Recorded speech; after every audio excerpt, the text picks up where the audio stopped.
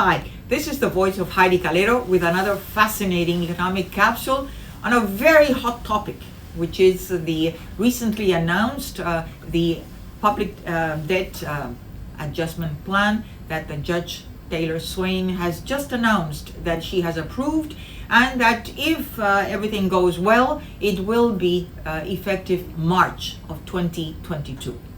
Now, this plan of adjustment, noted in English POA, as I have entitled this capsule, has good and bad things. Let's look at some of the good aspects that many analysts are saying, as well as government officials, and of course Promesa board is very happy. I mean, this is historic.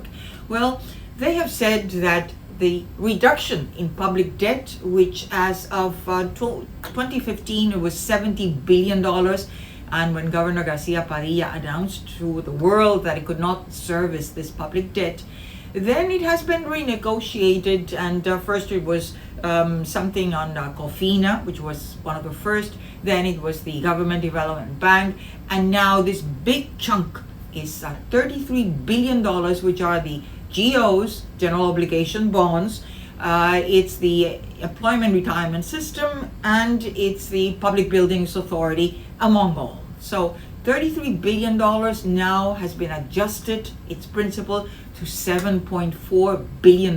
That's almost $26 billion that have been slashed, if you will, in terms of principal. That seems to be great and good. Well, I have to say, don't kill the messenger, but within this capitalistic system in which our economy operates, there is no such thing as a free lunch. And of course, there is a debt service to be paid, and of course, consequences, fiscal austerity measures that come with this package. And let me show you some of the ugly aspects, not so good aspects of this adjustment plan. And this is the pie of the general fund revenues, or the general fund budget, $10.4 billion. That was approved for fiscal year 2022, the one that is current right now and which will end as of June 30th of this year.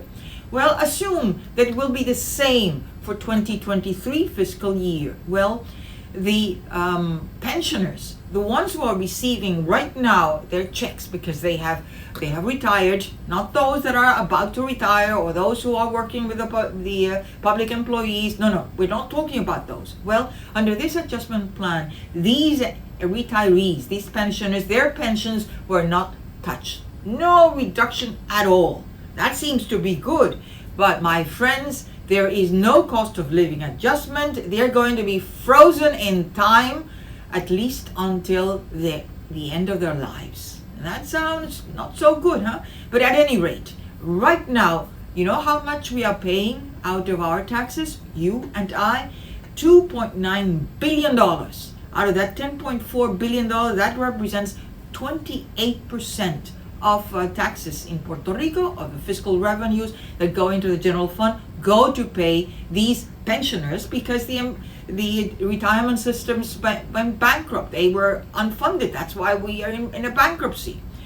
Next, the debt service that has been renegotiated with this debt, be it COFINA, as well as the new adjustment plan that has been just announced. Well, we're talking about 1.4 something to $1.5 billion in debt service. That's principal as well as interest. And that is from 2022, starting this fiscal year, through 2046.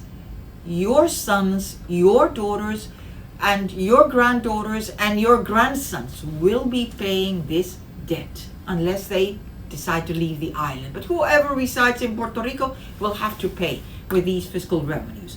That represents 14% in terms of debt service. And what remains out of that $10.4 billion? Well, only 58% or $6 billion remaining for all the rest of the essential services, the social services needs in a population that continues declining but ages as we speak. The largest segment of the population that is growing is 65 years and older, and they are not necessarily well off. many are very poor. Then if we do not grow this economy, and let's look at this third graph. These are the forecasts of the Puerto Rico Planning Board, the columns in orange. Those are the long-term forecasts that the Puerto Rico Planning Board has just published. And the blue columns are the ones published by the Puerto Rico Oversight Board, PROMESA Board, saying that in 2022, they expect 1.5% real growth.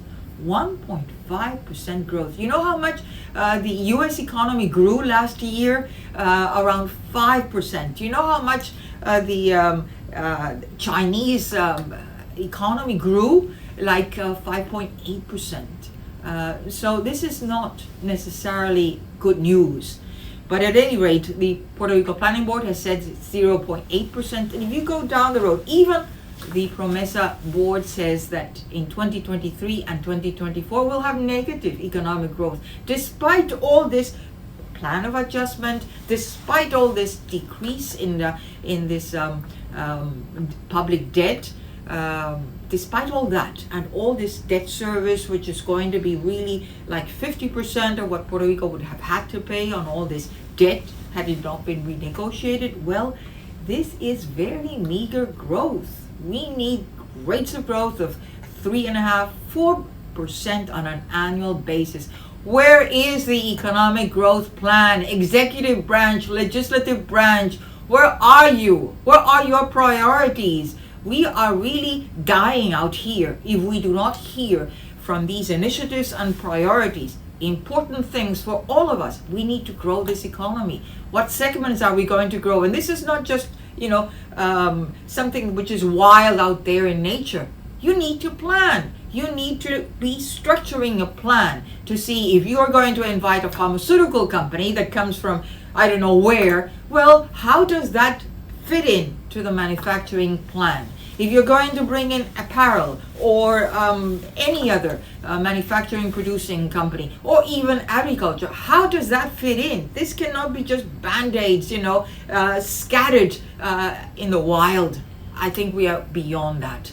So it's time to reset. It's time to really correct as they do in the financial markets. We are due for a correction, and the PROMESA board, it's not something that I like, but at least they have been saying, you need to tell me, if you're going to approve any legislation, tell me where the revenues are going to come for so that you can pay for that legislation. Something that we have been very reluctant to do. And then finally, fiscal measures. I mean, this is very strong for the next 10 years. This adjustment plan says that the maximum that Puerto Rico can commit of its fiscal revenues, at least the ones of the general fund, is 8%. It used to be 15% under the previous plans that we had, constitutionally speaking, in Puerto Rico. Well, now it's 8%. And of that 8%, you know how much has been committed to this adjustment plan, which will run from 2022 through 2046, paying approximately $1.5 billion annually? Well, it's 7.2%. What is the balance left? 0.8%. Can Puerto Rico really do much in terms of engaging in new debt which before used to be used for infrastructure? Well, not much, 0.8%. So we need to be very fiscally responsible, but by the same token, we need to grow this economy. There is no time to waste. Puerto Rico needs economic growth, and we need to use the federal funds that are coming for infrastructure, that we don't have to pay for them. We need to use them wisely, effectively, and fast so that we can start the path for economic growth. This is another economic capsule. Don't forget, those of you who like our analyses, to go to YouTube and subscribe to the voice of Heidie Calero. Tell us new topics that you would like to see, comments, and above all, remember, the economy is all of us.